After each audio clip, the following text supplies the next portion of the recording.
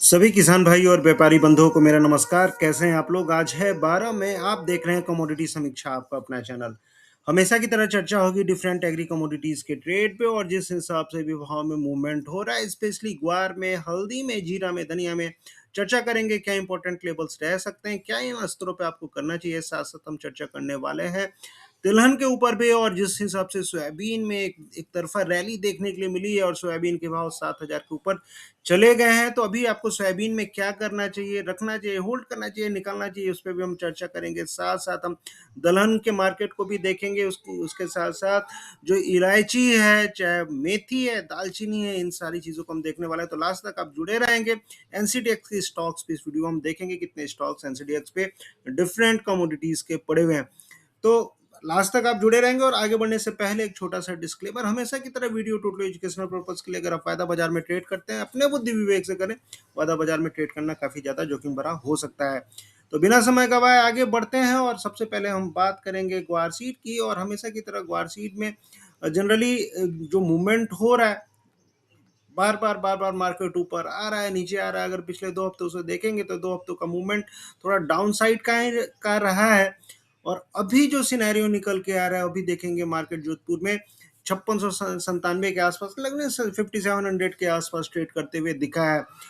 अगर आप trend line के हिसाब से जाके देखेंगे, टेक्निकल के हिसाब से देखेंगे, तो 50 डेज मूविंग एवरेज के ऊपर भी मार्केट बना हुआ है और उसके हिसाब से मार्केट में तेजी आनी चाहिए। लेकिन ये गिरावट क्यों है? सबसे बड़ी बात है कि ये गिरावट बार बार हो क्यों रही है।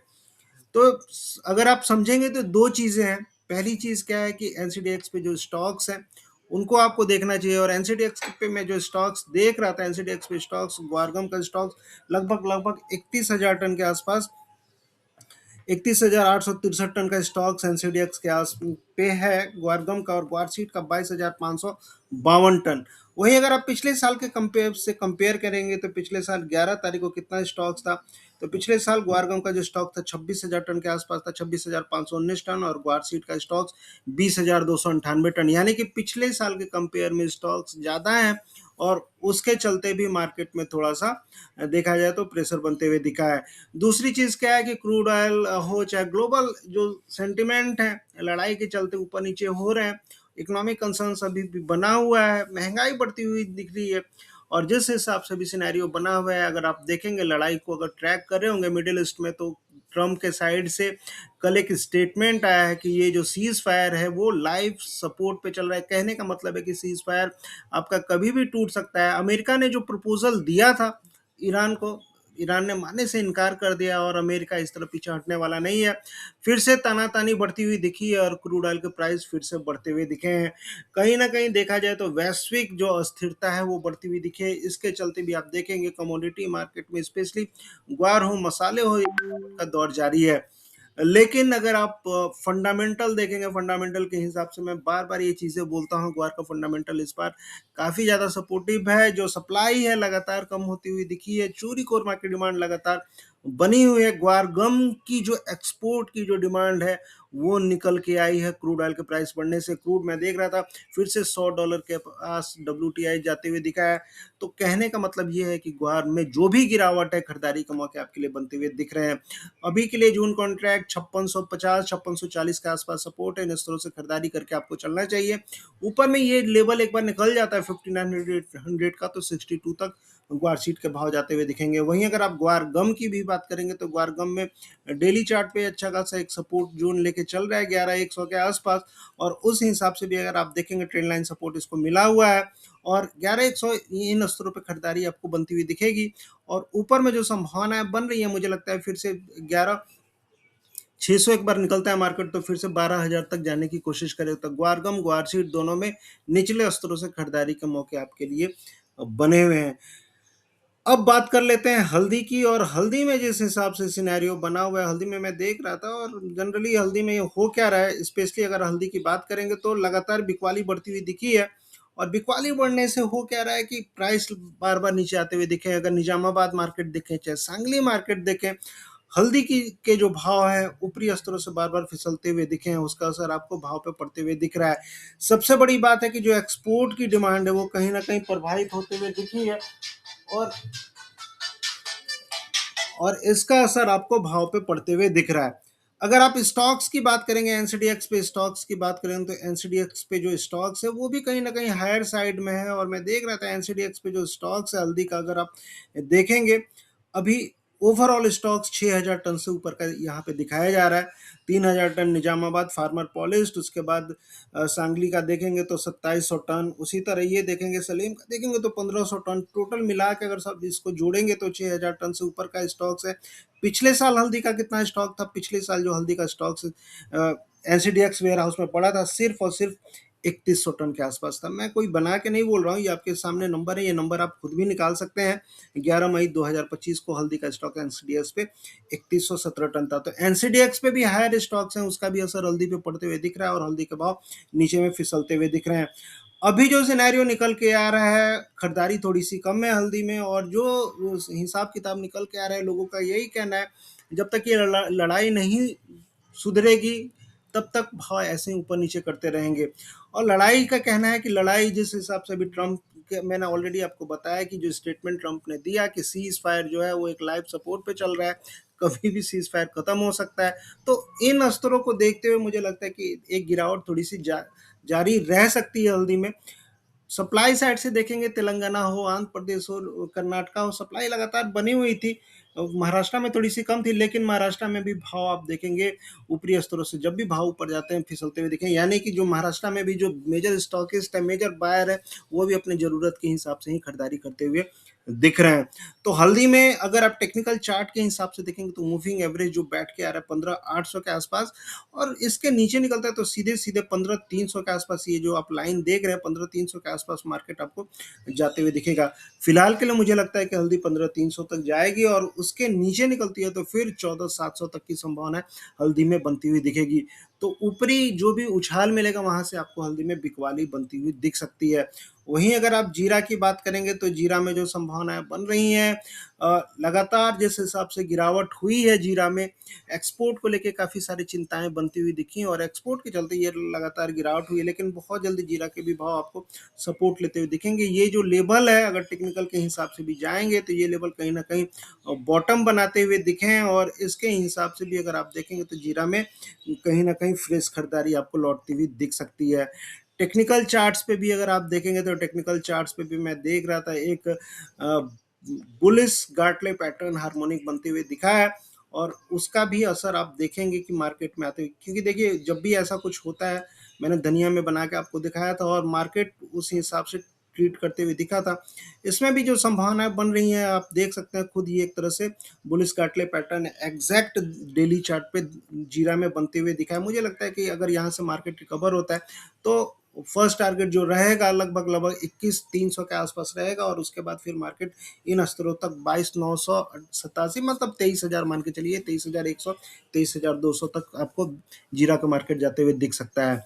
ओवरऑल फंडामेंटल के हिसाब से जो भी कंसर्न्स है एक्सपोर्ट के साइड से हैं, लेकिन जो प्रोडक्शन के नंबर मैं देख रहा था, प्रोडक्शन कहीं ना कहीं जीरा का कम है, और पिछले साल के कंपेयर में अगर प्रोडक्शन की बात करेंगे तो प्रोडक्शन पिछले साल की कंपेयर में 5.30 लाख टन तक माना गया है। पिछले साल के कंपेयर में 5% तक प्रोडक्शन इस बार कम है। फरवरी का जो एक्सपोर्ट था, फरवरी का एक्सपोर्ट 4% से कम होकर 12,447 टन के आसपास बनते हुए दिखाता है। तो कहने का मतलब है कि एक्सपोर्ट भी कम है और जिस हिसाब से प्रोडक्शन भी कम है, तो भाव ऊपर नीचे हो रहे हैं, लेकिन मुझे लगता है कि बॉटम आपको इन स्तरों पे बनते हुए जीरा में दिख रहा है। जीरा के भाव भी बहुत जल्द आपको चढ़ते हुए दिख सकते हैं। तो 19,900, 20,000, ये जो जोन है एक तरह से स्टॉकिस्ट के लिए भी, फिजिकल मार्केट के लिए भी स्टॉक करने के लिए एक अच्छा लेवल रह सकता है। अगर वायदा बाजार की बात करेंगे तो 19,800 एक तरह से मेजर सपोर्ट है, यहाँ से फिर मार्केट आपको रिकवर होते हुए जीरा में दिख सकता है। वहीं अगर आप धनिया की बात करेंगे तो धनिया में मैंने आपको बताया था एक अच्छी खासी गिरावट धनिया में जारी है, और जो सिनेरियो धनिया में बना हुआ है ऑलरेडी मैंने आपको बताया था कि एक बियरिश स्क्रैप पैटर्न जैसा बनते हुए दिखा था, और उस समय ये जो भाव थे लगभग लगभग यहाँ पे कहीं पे चल रहे थे, और उस हिसाब से यहाँ से भाव गिरते हुए गिरते गिरते आप देख सकते हैं कि कहीं ना कहीं 12,400 के आसपास आते हुए दिखे हैं। धनिया में लगातार मैंने सेलिंग सेलिंग सेलिंग बोली थी, उसके लिए काफ़ी ज़्यादा लोगों का ये था, लेकिन देखिए मार्केट गिर रहा है, और अभी जो सिनेरियो बन रहा है, जो भी स्टॉक्स करके रखे हुए हैं, जो भी स्टॉकिस्ट हैं, वो भी संशय में कि आगे मार्केट क्या होगा।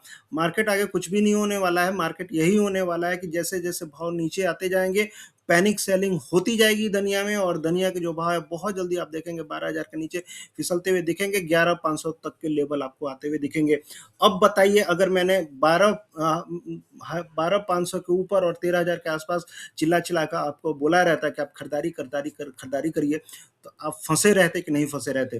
तो ठीक है, अपना-अपना व्यू रहता है, अपना-अपना मत रहता है। उसी तरह हल्दी में मैंने काफ़ी सारे लोगों को रोक के रखा। लेबल मिलते हैं हर किसी को, लेबल के खरीदारी करिए।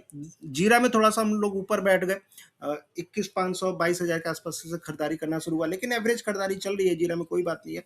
लेकिन धनिया हो, जीरा हो, हल्दी हो, एक लेवल पे थोड़ा-सा नीचे आके खरीदारी के मौके मिलेंगे आपको, धनिया में भी मिलेंगे, मैं ये नहीं बोल रहा हूँ कि धनिया लगातार गिरेगा ही, लेकिन एक बार देखिए 12,000 के नीचे मार्केट जाता है, 11,500 तक के लेवल्स आपको आते हुए धनिया में देख सकते हैं। तो धनिया में खरीदारी के मौके अभी नहीं है, थोड़ा-सा वेट करना चाहिए, हर उछाल पे भी बिकवाली आपको धनिया में बनती हुई दिखेगी।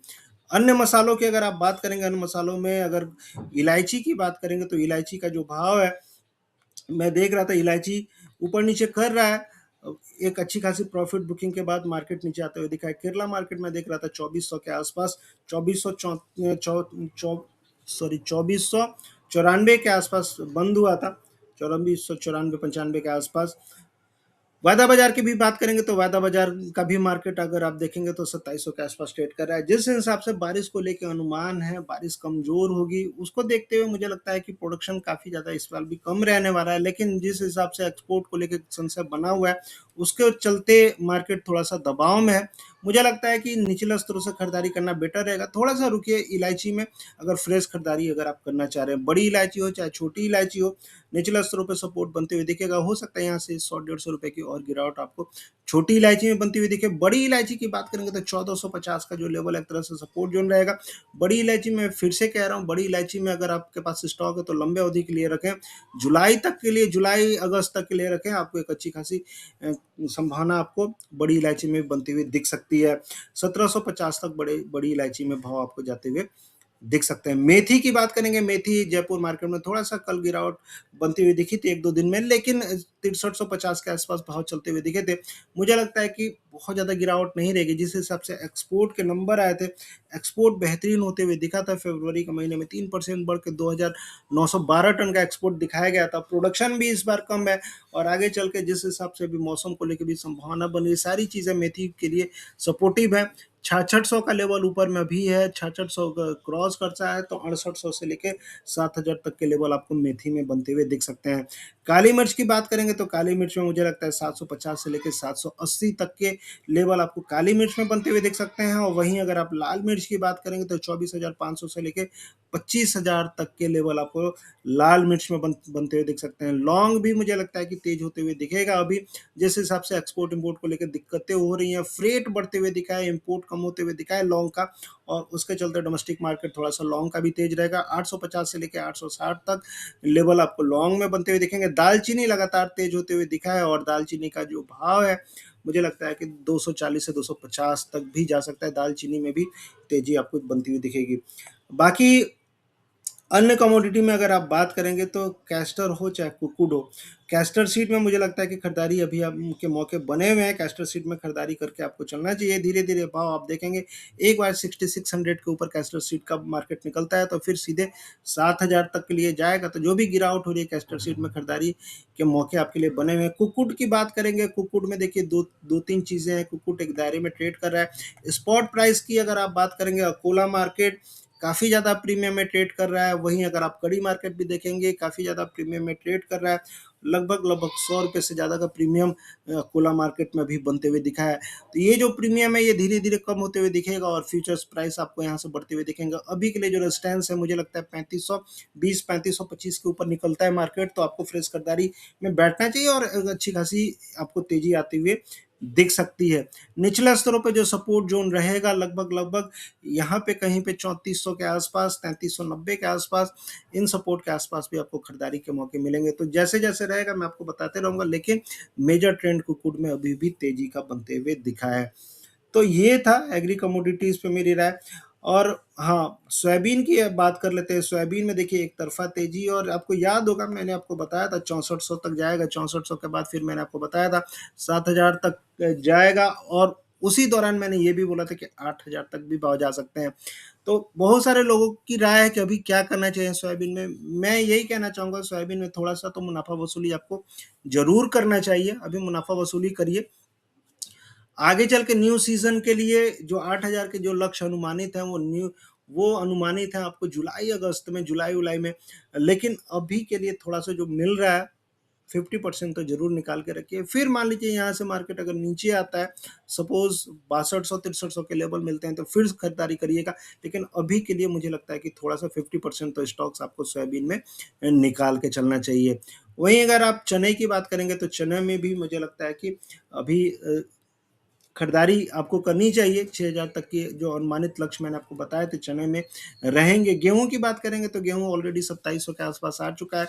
यहाँ से 200-300 रुपए, 300 रुपए की और तेज़ी आपको गेहूँ में भी बनती हुई दिख सकती है। तो हम देखते हैं क्या रहता है। बाकी ज़्यादा जानकारी के लिए आप इस नंबर पे डायरेक्टली मुझसे जुड़ सकते हैं। इस नंबर पे मुझसे मैसेज कर सकते हैं। मेरे वीडियोज़ थोड़े-से इर्रेगुलर हो जाते हैं, लेकिन जो लोग जुड़े हैं मुझसे उनको मैं हमेशा गाइड करते रहता हूँ, बताते रहता हूँ अभी क्या करना चाहिए, क्या नहीं करना चाहिए। तो जो लोग पहली बार देख रहे हैं उनसे यही रिक्वेस्ट रहेगा कि ज़्यादा से ज़्यादा इस वीडियो को आगे बढ़ाएं, लाइक करें, सब्सक्राइब करें, और मन में कुछ भी डाउट है, संशय है, बेझिझक इस नंबर पर मैसेज करें, कॉल करें। हो सकता है मेरी एक सलाह आपके ट्रेड के लिए काफ़ी ज़्यादा लाभप्रद हो जाए। बाकी देखते हैं, बाकी सब भगवान के हाथ में रहता है। हम तो बस एक मार्गदर्शक के तरह काम करते हैं, और जनरली कोशिश यही रहती है कि जो भी नॉलेज है ट्रेंड के हिसाब से आपको शेयर करने की कोशिश करें। बाकी सब प्रभु के हाथ में है, प्रभु की कृपा। मिलते हैं फिर नेक्स्ट वीडियो में।